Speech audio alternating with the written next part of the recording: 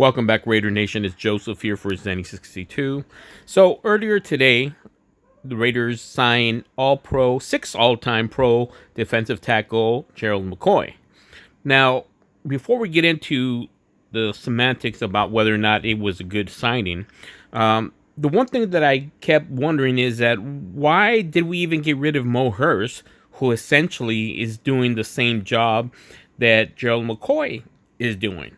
Granted, Gerald McCoy is an all-time pro, but he's coming off a severe quad injury, a torn quad injury, and so we don't know how good he is. If anybody tells you that, well, we know that he's good, I don't necessarily know that for a fact, and I don't think they know that for a fact either.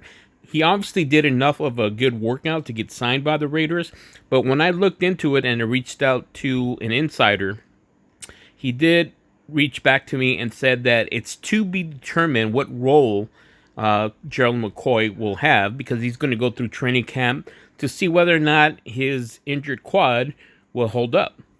But again, reiterating the fact that, yes, he's a good defensive tackle, or he was a good defensive tackle. You know, he had that injury.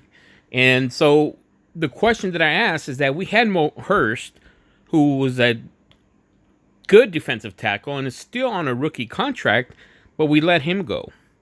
So it's a head scratcher when you get Gerald McCoy that essentially is doing the same job.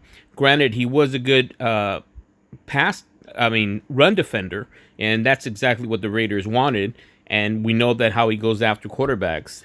You know, seeing one of the pictures that I had up there, he went after Russell Wilson and was successful. So some thoughts.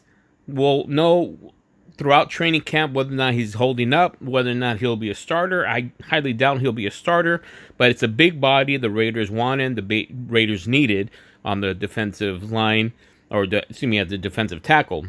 So keep it here on Zenny62, and don't forget to like and subscribe.